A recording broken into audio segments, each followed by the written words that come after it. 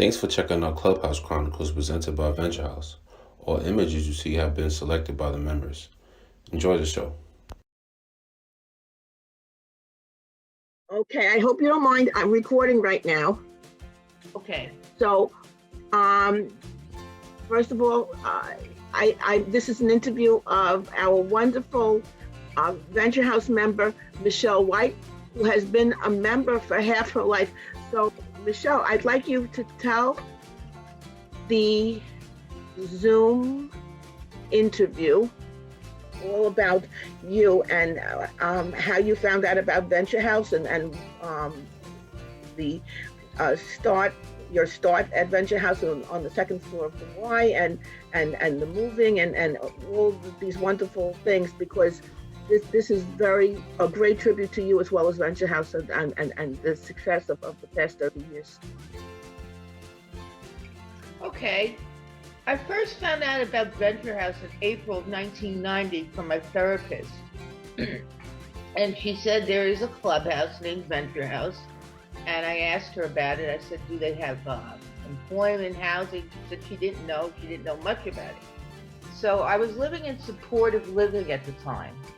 And they thought that I should do volunteer work rather than go to a clubhouse, because they said that they thought that I was very high functioning and I could work, voluntarily. And then in October of 1990, I met a gentleman called Jose Rivera, who became my boyfriend. And a month later, he said, I have a place I belong to that I would like to take you to. And he said, the name of it is Venture House. And I said, wow, that's what my therapist told me about 5 months ago. So he took me in and he had me meet the then program director, Stephen Dutiel. Yes. And Steve Dutiel interviewed me and he said, we have no openings now, but we will in January. He said, but I'll let you in. So I started with the social program at Venture House. They had a social program. I'm not sure if they still have one now. I guess they do. And in the evening, I would come in to see the movies that they would show, have dinner with everybody. And I would come in occasionally from day to day during the day. At the time, I had a volunteer job at Victim Services.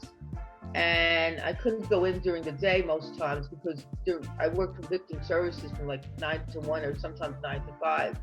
But I would go in sporadically during the day. And I found it a very cozy, warming, inviting place. It seemed like I could never fit in anywhere. And this was the first place where people accepted me and I could fit into.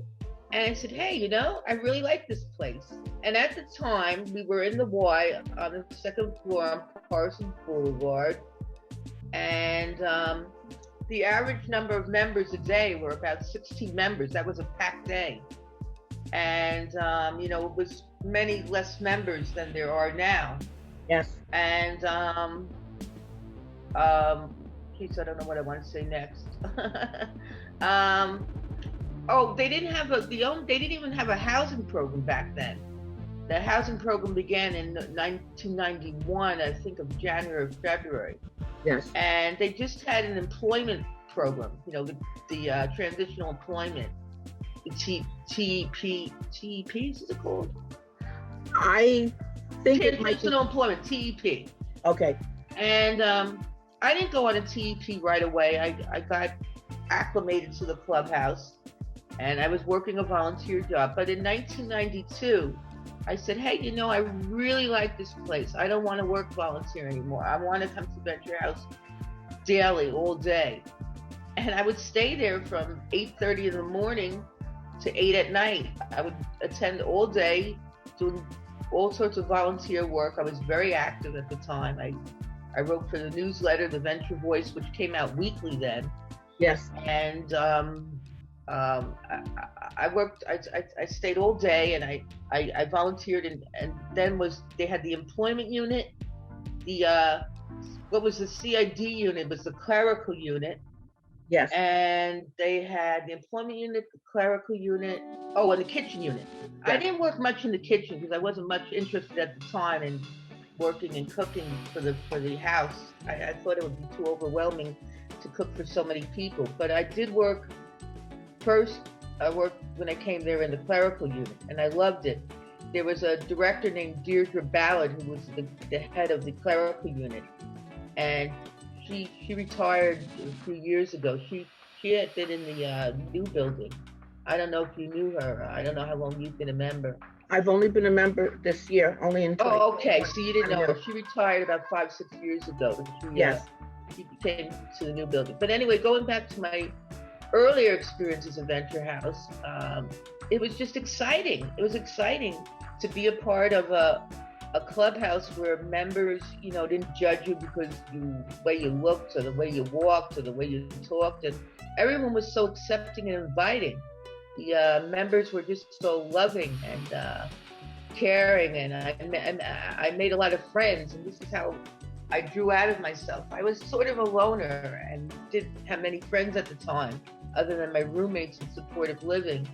And I made a lot of friends, and I began going out with them. We went out after the clubhouse closed, and we met, and I slept at their houses, and they came to my apartment. And I had many boyfriends through Venture House. And I really liked the place from day one. The program director at the time was Steve Dutiel, and the executive director was David Lehman. And they were just so caring and loving, and they just really cared about the members. They really cared, especially Steve Dutiel. He had something special about him. He wasn't just there. He and David Lehman weren't just there to do like paperwork or meetings. I mean, David Lehman would literally let members while he was working come sit in his office on the couch and talk to him and practice while he was working. And Steve Dutiel, didn't have an office. It was too small. It was all on one floor in the Y. And he had a desk outside David Lehman's office, and he would let people just sit by, come by him while he was working or on the phone, talk to him. He was a real mensch, both of them. Well, it's wonderful. I haven't been there long, and I've only been on Zoom, but I find it very, very welcoming, and I enjoy seeing everyone. So yeah, how do you like it to this day? I still enjoy it to this day. Now, the new building didn't come about until 1999. Yes. We opened in September of 1999. And when we opened at the new building, it was a big event. They had New York One there. Wow.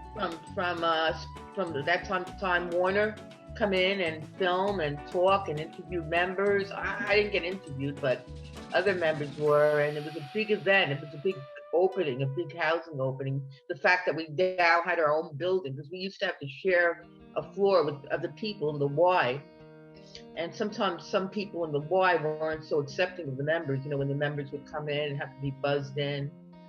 So we now had our own new building, and we literally our own house, and it was just as continuing as wonderful as it was in the Y, only better. And more people coming. More and more people. And I'd like to add, the housing program began around January of 1991. And I moved out of supportive living in November of 1992 and got my first Venture House apartment in Astoria, Queens. And I lived there 12 and a half years. But I had to move because it was a 4-story walk up, and I was on the 3rd floor, and my legs began to have trouble pulling the cart up for the laundry and for food. It was too much. I needed an elevated building. So I went to the then director of housing, Debbie Kaplan, who's no longer there. She left in about 2006, and asked her and told her, and she said, sure.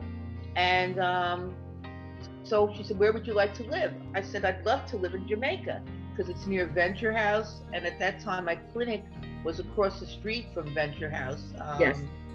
The Jamaica Community Clinic. But then they're now on the grounds of Creedmoor. But it's still in the area, Yes. I take Accessoride there, and I'm not currently taking Accessoride. I'm having phone sessions with my psychiatrist and therapist because the clinic, like Venture House, is closed because of the pandemic. Yes. But So, I yeah. wanted to be in Jamaica because I wanted to be near Venture House and near my clinic, especially Venture House. I wanted to be part of the community. I live in Jamaica, and I have a beautiful studio apartment. It's so large that when Fabian Perez, my caseworker, came to visit it, he said, "Is this a one bedroom?" He's looking around. That's so wonderful. Large. It's so large, and I am very, very fortunate because on top of having a large, beautiful apartment, my neighbors, all of them, are so kind and good. They're saying good morning. They hold the door for me. They talk to me.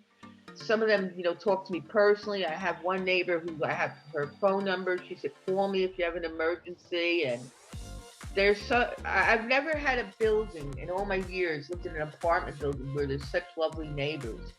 Well, it's very easy to be nice to you, Michele.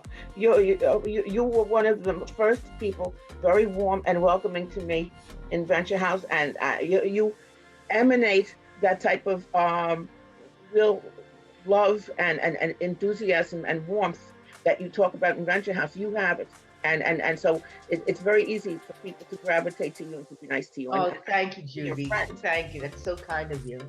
But I really picked up the Venture House energy. Like there was so much enthusiasm there. And at that time, in the old building in Parsons Boulevard, we don't have it now. We used to have something called a community meeting every week, where we get together in the clerical, where the clerical office was, in the clerical room.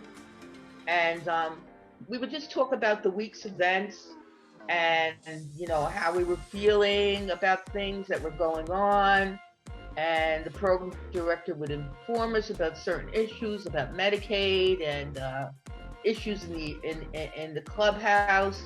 And it was a very free, loosely run meeting. I mean, people could talk out. They didn't really have to raise their hand, but if they preferred it if you did. And Steve Dutiel and David Lehman were very liberal, kind of laid-back leaders. They, Steve Dutiel was, like I said, the program director, and David Lehman was executive director. And, excuse me, I have to take a drink. Oh, sure. Cheers. Yeah. Cheers. Good cheers. They were so wonderful to the members. I remember, one time when I wasn't feeling good, Steve Dutiel called Holliswood Hospital, and he asked if they had a bed. And he not only drove me there, he waited with me, and they don't have an emergency room, but they have like a waiting room where you wait for the psychiatrist and the social worker. And he waited, I'm sorry.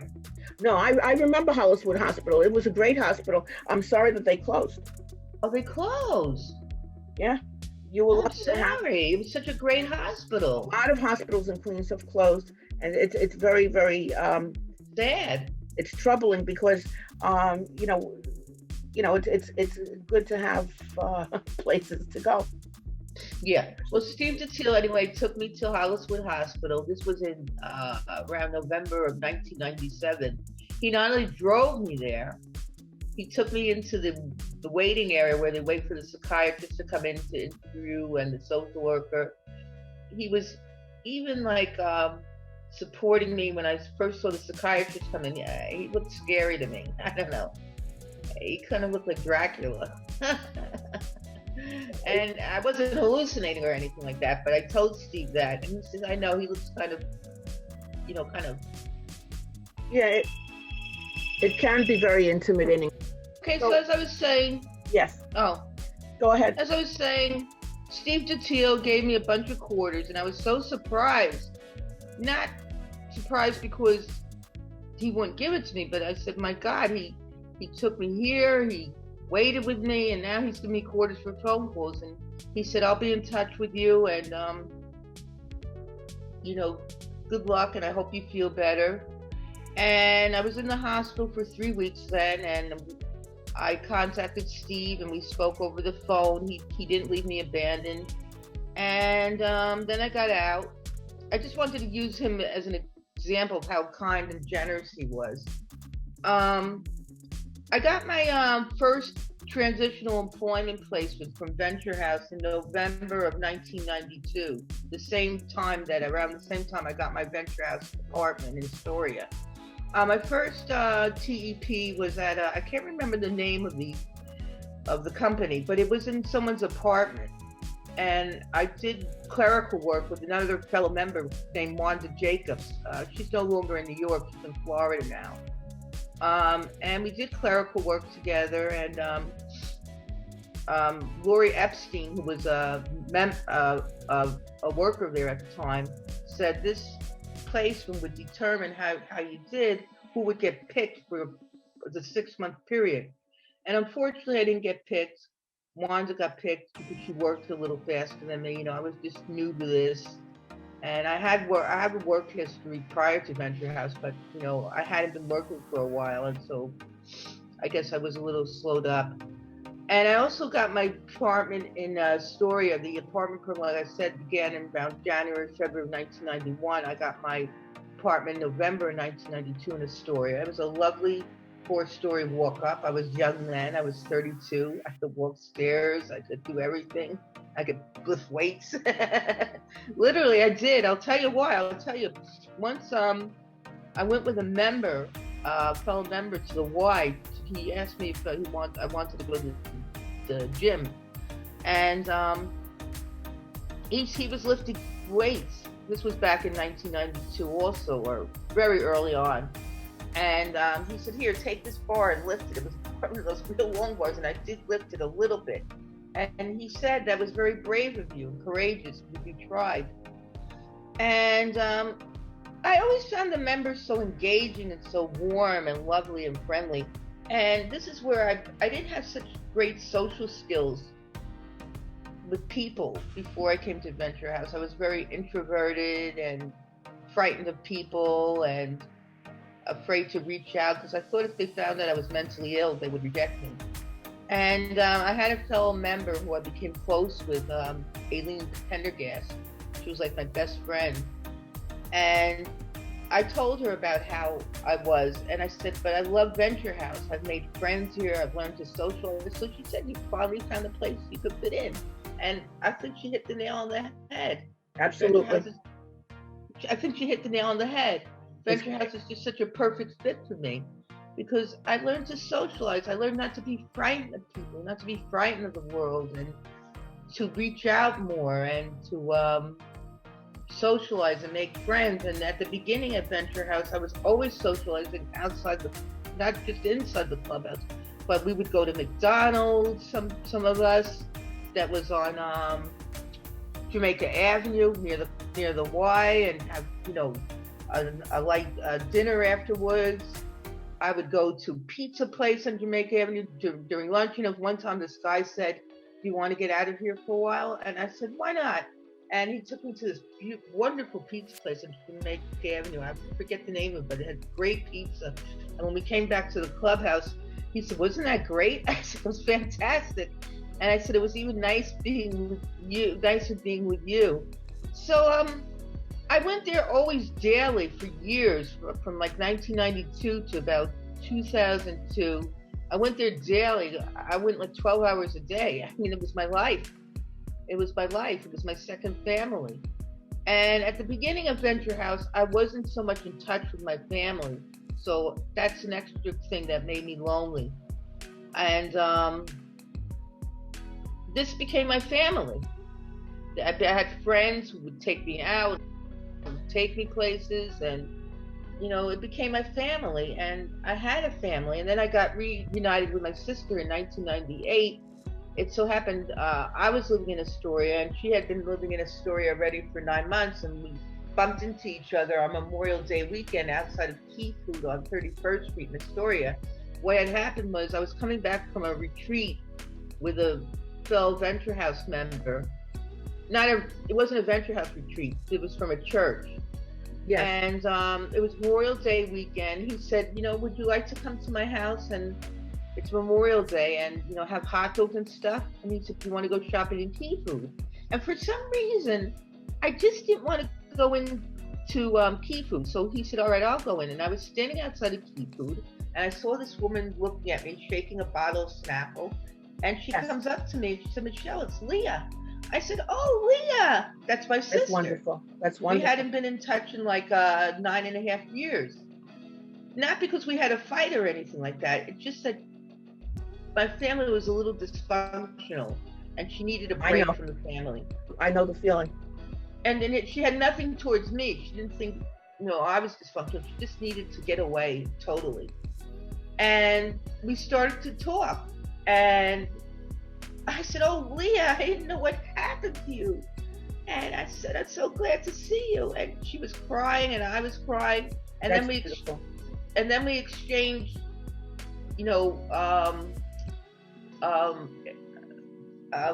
we exchanged thoughts about what we were doing over the years.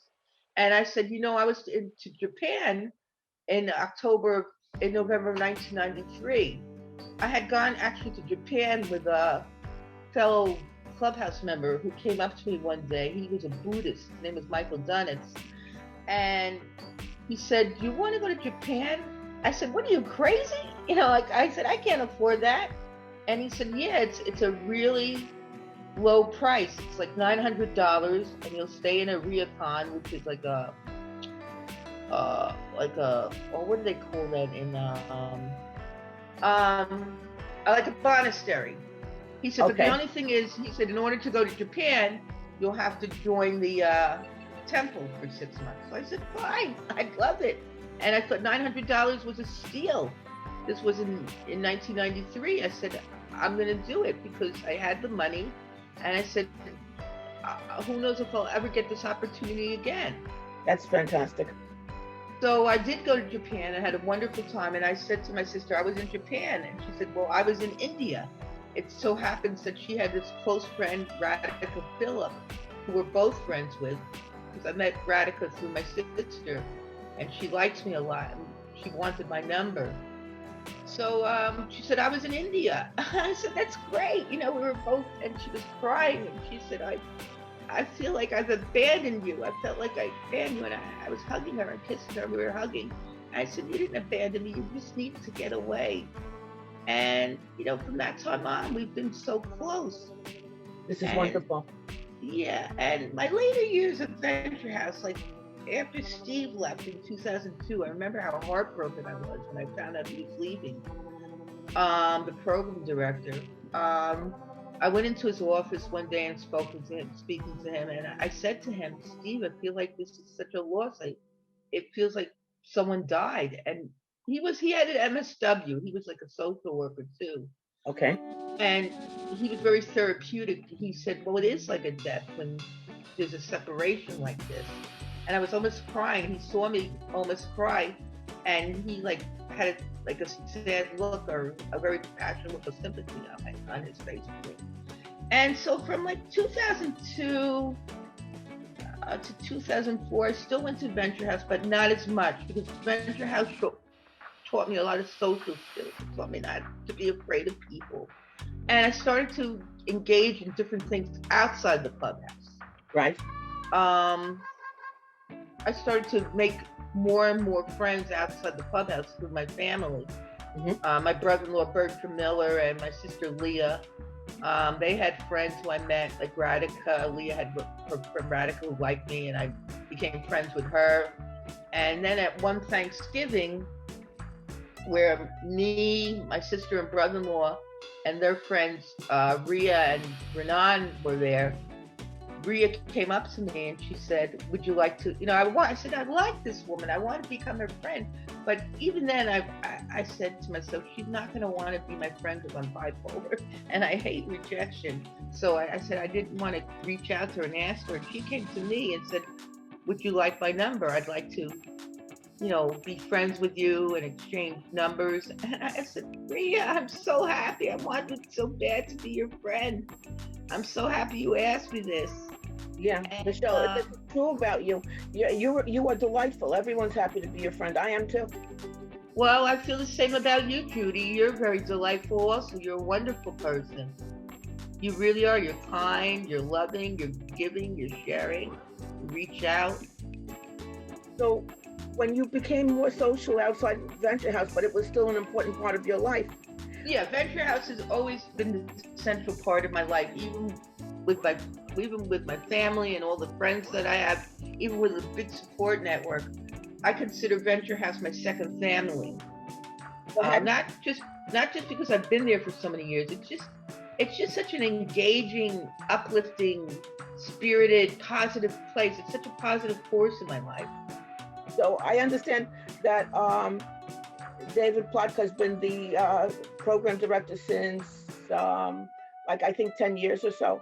Yeah, for the last 10 years. Wonderful. What happened was program director after Steve Teal left was Lisa Diabre, and she was wonderful. I loved her. She was also so warm and loving. And when David came, I loved him too. I fell in love with him. He was just so funny and so happy, and so had such positive energy in him. And he too really cares about the members. We've spoken on the phone. David one day called me up when, after the pandemic and the Zoom meetings began. I was going to Zoom meetings like crazy, so not to be isolated and lonely. And David pulled me up one day and he said, Larry Jones and Fabian had told him how well I was doing at the Zoom meetings. He said, you're a rising star. And Absolutely. I said, well, I enjoy this, David. I really enjoy the Zoom meetings. And we had a little conversation. And I told him how my feelings about Venture House, like I'm telling you. I said, I really love Venture House. I'll say it's so giving and so supportive, and it's done so much for me. And he said, well, you give back too, Michele. You really do. I felt so complimented by him, and so happy that he gave me such a compliment. So where would you like to see everything going forward? I mean, because you and I have trouble getting around, I think there's a silver lining to the Zoom. What do you think? Yeah, I really like the Zoom meetings because you don't have to exert so much energy to get up. And I get up and then take my shower, of course, and prepare for the Zoom meetings, but you don't have to take public transportation to get to some place, and that tires you out alone. And I'm older now. I'm 60. I can't volunteer like I used to. I just don't have that energy. Like I used to write. I was a prolific writer for the Venture Boys. If you go to their archives, you can see how many articles I wrote. I would like to see the archives. I don't know how to get to it. Maybe somebody else. I guess you could ask David Plotka or Fabian Perez. I think they would know to get the back issues. Like I would write like just an article on my, because I lived in Astoria and I traveled every day to Venture House when I began. And I even wrote an article called My Venture to Venture House because it was such a long trip. I would write, the trains I took, how I had to take 3 trains and my walk. That's really something. And it became a whole big article that I developed it into. When you were taking the trains in Astoria, did you have to climb up the stairs to? Yes. Isn't that something? But it wasn't so difficult because when I was 32, I was 115 pounds. I'm not going to say what I am now. Okay. And my legs were in better condition, and I was younger, so it was not hard at all. It's not hard at all. How would you like? What would you like to see in Venture House going forward? I mean, you were at the board meeting where we're trying to, I think, have a national brand. I'm not sure exactly what is going to happen, but I hope that there's going to continue to be accommodations for people who are older and disabled. Yeah. Well, the thing is, I told Fabian when he asked me about coming in, it's not that I won't come in because I'm older or disabled. That's not the issue. I'm worried about the pandemic. Okay. And I'm worried about going places, even Venture House, because as I said, I've seen on Zoom meetings some members have their masks off and they have to be reminded to put their mask on. And also there was one grab and go where a Venture House member had tested positive for the COVID. Oh, so I really limit. I'm not singling out Venture House. No. Oh, in general, I limit where I go. I only go to my family and my friend's house. And I am going to be taking the COVID shot. You know, I'm very allergic, but I have an appointment with my internist on May 4th, and we're going to be discussing my allergies. Yes. And hopefully I'll be able to take the COVID shots for more protection. Yeah, I hope you'll be safe and everything. Yeah. You said that Venture House didn't used to have the computers, and then they got the computers, and then they got the internet. No, they had computers. They always had computers, but they didn't have. It wasn't as advanced. They didn't have there wasn't Google and all that stuff when I first came in. And the internet. They had Microsoft Word, Microsoft Excel. They had different things like that. And believe it or not, when I typed a lot, they had the clerical unit, they had this typewriter, and everyone basically used the typewriter, and that's like extinct now. It's a dinosaur. It's so funny. Yeah. So Michele, we've been talking for a while. I'm going to save everything we have. It's delightful speaking with you, and I think maybe there'll be more, and we'll continue. And definitely, I'm going to keep in touch by phone. But I'm going to call a night and save what we have, and then we'll continue on the phone, and then maybe we'll have another interview, a subsequent interview. We'll see what happens. Wonderful. I look forward to it. I'm going to put the videos on my private YouTube account and send you the link so you can see how it came out and everything. Would you like that? Well, I hope I came out okay. Oh, well, you're wonderful. You're wonderful. Thank you so much, and have a good night. Take care. And I just want to thank you so much for selecting me. I feel honored. Well, you are a great person, and you're a rising star, a great speaker, and it's a privilege to be your friend. Take care. Same. I feel the same too. Take care, Judy. Have a wonderful evening. You too, Michele. Bye-bye.